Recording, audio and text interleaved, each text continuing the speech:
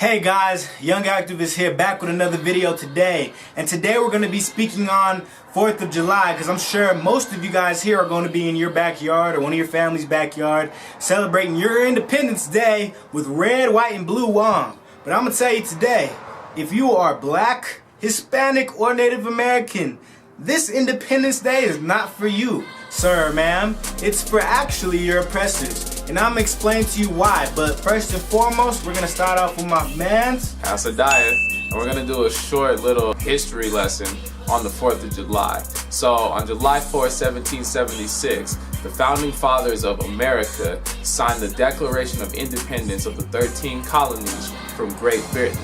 Now in 1776, we gotta think, what were the ancestors of black people, Hispanics, and Native Americans doing? Well, if you're black, you were probably picking cotton or on the plantation. If you're a Native American, you were having your land stolen and you were being killed and forced into reservations. If you are Hispanic, you didn't get your independence from Spain until about the 1800s, 1830 we're about. Now, the first casualty of the War for Independence was a black man named Crispus Attucks in the Boston Massacre. Now, Britain, in order to get more help to fight against the Americans, offered any slaves freedom if they were to fight on the side of the Great Britain, of the Queen, in order to defeat the colonists.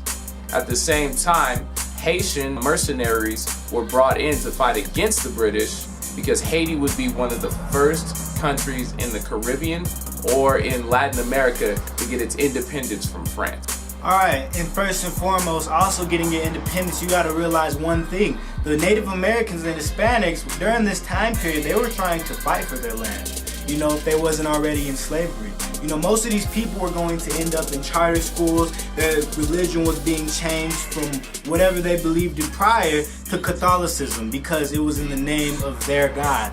Which shows you right then and there that we are constantly being conquered. So when you're talking about your Independence Day, our forefathers were not our color. Our forefathers didn't look like us, quote unquote. They were white men.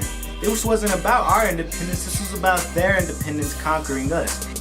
Every single holiday we celebrate in America today is based on some sort of conquering or enslavement of some sort of person, if it was within history prior to America or current history inside of America. At the end of the day, we have to realize one thing. If we keep focusing on these hallmark holidays, we're gonna always be stuck under their foot and always trying to stand up when realizing that they have all the power. We cannot ever depend on ourselves if we're always dependent on what they have for us. It does not make any sense. Another thing is, how can we be independent? We're still dependent on a nation that's been conquering and killing us. And it's still killing us. When you look at all the police brutality, you look at immigrants being ripped from their families, little kids being ripped from their parents, you look at reservations, look at Standing Rock. All these things, we're still dependent on a nation that takes away our language, takes away our culture, and forces us to walk like them. So we are not independent. Exactly, we're not independent. The funny thing is, most of these immigrants and some of these people who are in America, they're probably gonna celebrate July 4th. Oh, definitely. They're gonna celebrate Independence Day. I love when people, they get the all matching tracksuit with the red, white, and blue on it, not knowing that red is for the blood shed by your ancestors. It's crazy, man. Man, it's such an oxymoron to ever say that you're for your people or represent America, because at the end of the day, America will never be for your people, because once it starts uplifting people of color, then they start going downwards and then we start going up.